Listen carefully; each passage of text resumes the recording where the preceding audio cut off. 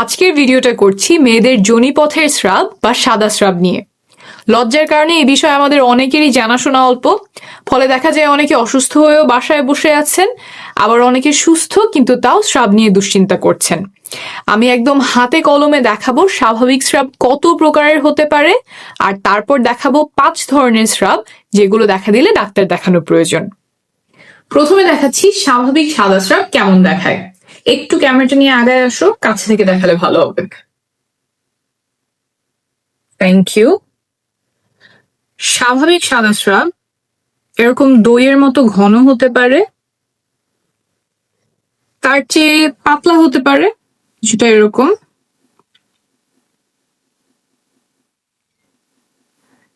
একদম দুধ বা পানির মতো পাতলা হতে পারে, মিশে যাচ্ছে।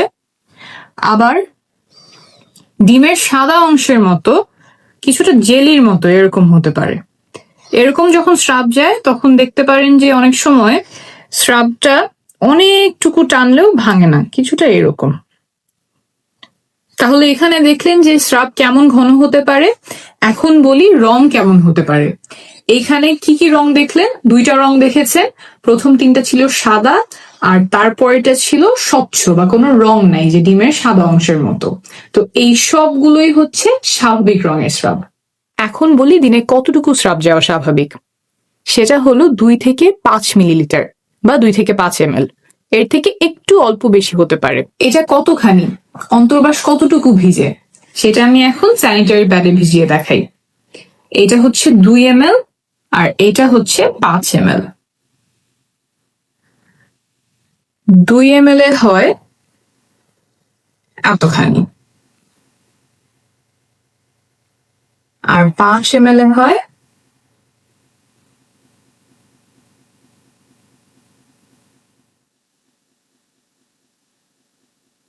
এতখানি। আমি এখানে কমলার জুস দিয়ে দেখিয়েছি যাতে একটু ভালো বোঝা যায়। এখানে কিন্তু দেখতে পাচ্ছেন যে এটা অনেক ভেজা আর এটা অনেক অল্প। তো এইটা যার স্রাব এতটুকু যাবে সে মনে করতেই পারে আমার অতিরিক্ত স্রাব যাচ্ছে, কিন্তু এটাও কিন্তু স্বাভাবিক। অর্থাৎ স্রাব এক এক জনের এক এক পরিমাণে যেতে পারে। আপনার জন্য যা স্বাভাবিক আরেকজনের জন্য তা নাও হতে পারে। আবার একই মানুষের মাসে এক এক সময় এক এক পরিমাণ স্রাব যায়। আপনার জন্য যতটুকু স্রাব স্বাভাবিক তার থেকে বেশি যাওয়া শুরু করলে সেটা কোনো রোগের লক্ষণ হতে পারে, তখন একজন চিকিৎসক দেখাবেন। অনেকে আবার প্রশ্ন করেন যে সাদা স্রাব বন্ধ করব কিভাবে। কেউ ভাবেন স্রাব যাওয়ার কারণে তার শরীর দুর্বল লাগছে, স্বাস্থ্য ভেঙে পড়ছে। এগুলো ভুল ধারণা। স্রাব শরীরের কোনো ক্ষতি করে না, বরং শরীরের জন্য উপকারী। স্রাবের 2টা উপকারের কথা বলি। 1, মাসিকের রাস্তা পরিষ্কার রাখতে সাহায্য করে। 2, মাসিকের রাস্তায় ইনফেকশন হওয়া থেকে সুরক্ষা দেয়।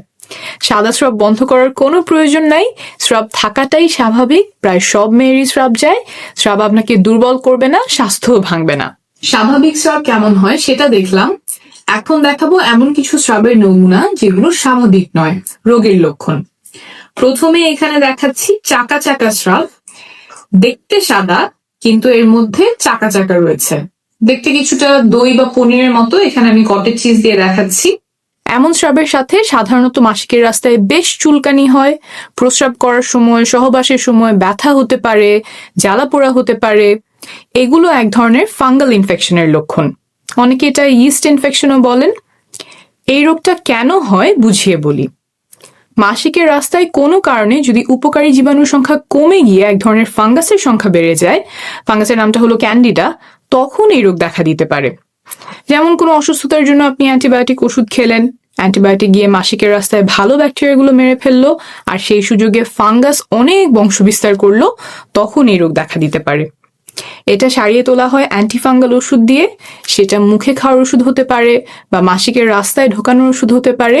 চিকিৎসা শুরু করার 1 থেকে 2 সপ্তাহের মধ্যেই এটা সাধারণত সেরে যায়, তাই ডাক্তারের পরামর্শ নেবেন।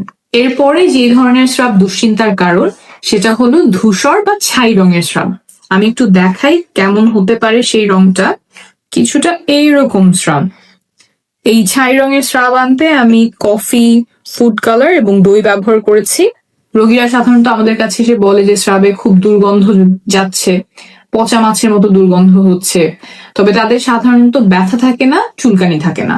এই রোগটা কেন হয়? যোনিপথে যেসব ব্যাকটেরিয়া থাকে তাদের মধ্যে যদি কোনো কারণে অনেক অদল বদল হয়, যোনিপথের স্বাভাবিক পরিবেশ নষ্ট হয়ে যায়, তখন এই রোগ দেখা দিতে পারে। এই রোগের চিকিৎসা হয় অ্যান্টিবায়োটিক ওষুধ দিয়ে, সেটাও মুখে খাওয়ার ট্যাবলেট বা মাসিকের রাস্তায় দেওয়ার ক্রিম বা জেল হতে পারে, তাই ডাক্তার দেখিয়ে নেবেন। আর ভিডিও শেষে যোনিপথ সুস্থ রাখতে যেসব জিনিস পরিহার করার পরামর্শ দিয়েছি সেগুলো মেনে চললে এই রোগটা আবার হওয়ার সম্ভাবনা কমবে। এরপরে যে স্রাবটা শঙ্কার কারণ সেটা হলো সবুজ রঙের স্রাব। আমি একটু প্যাডে ঢেলে দেখাই যে কিরকম হতে পারে। কিছুটা এইরকম সবুজ রঙের স্রাব যেতে পারে। এই সবুজ রংটা আনতে আমি লাইম ইয়োগার্ট, দুধ এবং ফুড কালারের সাহায্য নিয়েছি। এরকম সবুজ রঙের স্রাব গনোরিয়া রোগে দেখা যেতে পারে। এর সাথে রোগীরা অনেকেই বলে যে তল পেটে ব্যথা হচ্ছে, প্রস্রাবের রাস্তায় জ্বালাপোড়া হয় কারো কারো। এই রোগের ব্যাপারে একটু সাবধান, কারণ চিকিৎসা না হলে জরায়ুতে ছড়িয়ে পরবর্তীতে বাচ্চা নিতে সমস্যা তৈরি করতে পারে। কিন্তু সময় মতো অ্যান্টিবায়োটিক ওষুধে এটা একদম সারিয়ে ফেলা যায়।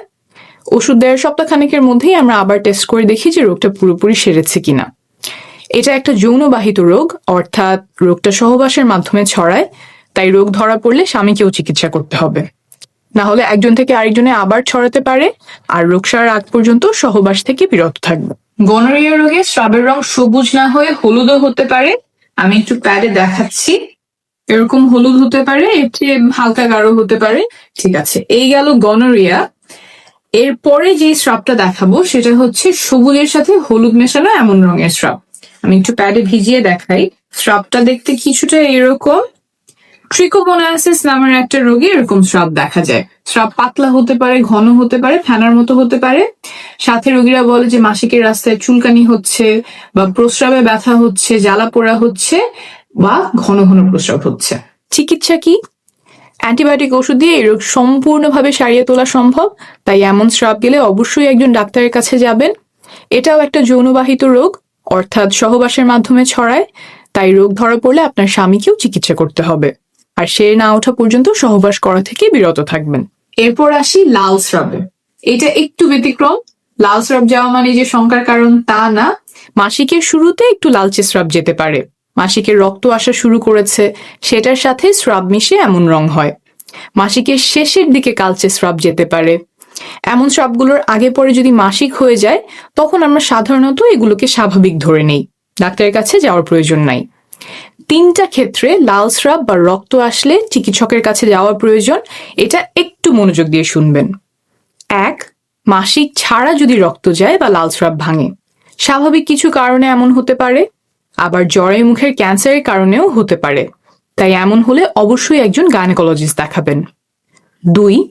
সহবাসের পরে যদি রক্তপাত হয়, সহবাসের সময় মাসিকের রাস্তায় আঘাত পেলে কিছুটা রক্তপাত হতে পারে, ইনফেকশনের কারণে এমন হতে পারে, আবার অল্প কিছু ক্ষেত্রে জরায়ু মুখের ক্যান্সার বা যোনিপথের ক্যান্সারের কারণেও হতে পারে, তাই এই ক্ষেত্রেও একজন গাইনোকোলজিস্ট দেখিয়ে নেওয়া শ্রেয়। 3. মাসিক বন্ধ হয়ে যাওয়ার পরে, সাধারণত যাদের বয়স 45-এর উপরে এবং 1 বছর ধরে মাসিক হয় না, তাদের মেনোপজ হয়ে গেছে বলেই আমরা ধরে নেই। এর পরে, অর্থাৎ মেনোপজের পরে বা মাসিক বন্ধ হয়ে যাওয়ার পরে কোনো ধরনের রক্ত যাওয়া, যদি সেটা একবারের জন্য হয়, খুব সামান্য পরিমাণেও হয়, রক্তের মতো দেখতে নাও হয়, গোলাপি হয়, কালচে হয় বা বাদামি হয়, তাও চিকিৎসকের কাছে যাবেন, কারণ এটা জরায়ু ক্যান্সারের লক্ষণ হতে পারে।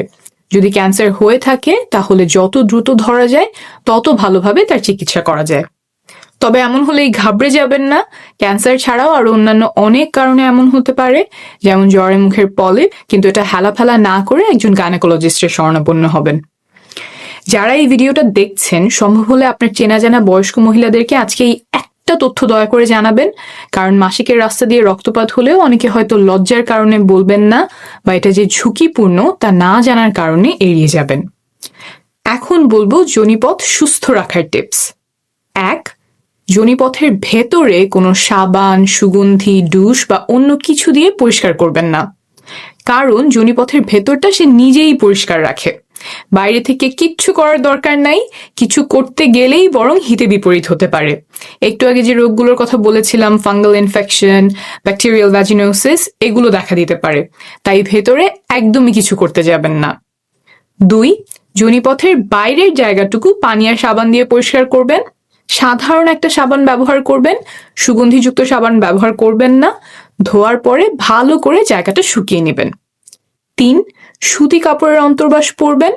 4, খুব টাইট অন্তর্বাস বা পায়জামা পরবেন না। 5, ডাক্তারের পরামর্শ ছাড়া কোনো প্রকার